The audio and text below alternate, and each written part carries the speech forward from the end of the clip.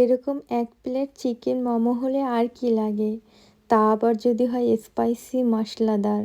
তো আজকে আমি আপনাদের তৈরি করে দেখাবো স্পাইসি চিকেন মোমো। প্রথমে আমি মোমো শিট তৈরি করার জন্য ডো বানাবো। 2 কাপ ময়দার সাথে দিয়ে দিলাম পরিমাণ মতন লবণ, সামান্য তেল দিয়ে ভালো করে মেখে নিলাম।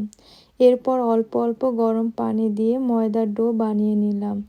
এখন আমি ময়দার ডোটাকে ভিজা কাপড় দিয়ে 30 মিনিট ঢেকে রাখবো।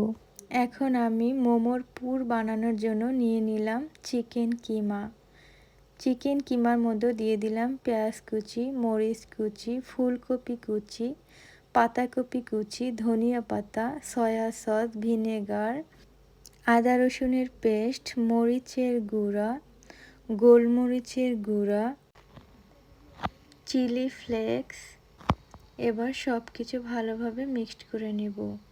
তারপর আমি এর মধ্যে দিয়ে দিলাম পরিমাণ মতন লবণ। এরপর তেল ফুটিয়ে গরম তেল ঢেলে দিলাম। ভালোভাবে মিক্সড করে রেখে দিলাম 30 মিনিট। এখন আমি মোমোর ডো দিয়ে শিট বানানোর জন্য মোমোর ডোটাকে ভালোভাবে মথে নিব। এখন আমি ডো দিয়ে ছোট ছোট লেচি কেটে নিব।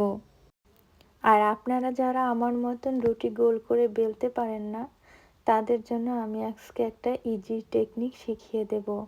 আমি এখন টুকরো টুকরো করে কেটে এগুলোকে আমি সামান্য একটু ময়দা দিয়ে মেখে রেখে দিব, যাতে একটার সাথে একটা লেগে না যায়। যেহেতু আমি রুটি গোল করে বেলতে পারি না, তাই আমি রুটিগুলোকে একটা মুখ দিয়ে গোল করে কেটে নিলাম। আর এইটাই হলো আমার ইজি টেকনিক, আপনারাও ফলো করতে পারেন। এখন আমি আপনাদের 2টা মোমো বানিয়ে দেখাচ্ছি। মোমোটাকে এভাবে হাত দিয়ে ফোল্ড করে করে তারপর বানাতে হবে।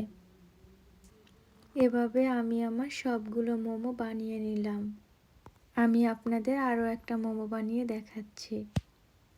এটা খুবই ইজি। তো আমার সব মোমো বানানো হয়ে গেছে। আমি কিছু মোমো ডিপ ফ্রিজে সংরক্ষণ করে রাখলাম। এখন আমি মোমোগুলোকে স্টিম করব। মোমোগুলোকে এভাবে কিছুটা ফাঁকা ফাঁকা করে রাখতে হবে, যাতে একটার সাথে একটা লেগে না যায়। এখন আমি মোমোর জন্য স্পেশাল চাটনি তৈরি করব। তো দিয়ে দিলাম 2টা টমেটো, শুকনো মরিচ, রসুনের কোয়া, কাঁচা মরিচ, দিয়ে দিলাম ধনিয়া পাতা, দিয়ে দিলাম লবণ, তারপর দিয়ে দিলাম পানি সেদ্ধ হওয়ার জন্য, তারপর ঢেকে দিলাম।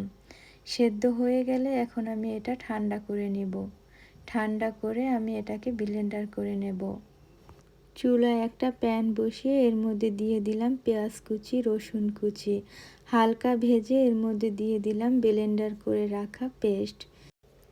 তারপর একটু পানি দিয়ে হালকা নেড়ে চেড়ে এর মধ্যে দিয়ে দিলাম পরিমাণ মতন লবণ, ভিনেগার, দিয়ে দিলাম ধনিয়া পাতা কুচি, দিয়ে দিলাম 2 চা চামচ চিলি সস। তারপর নেড়ে চেড়ে উঠিয়ে নিলাম।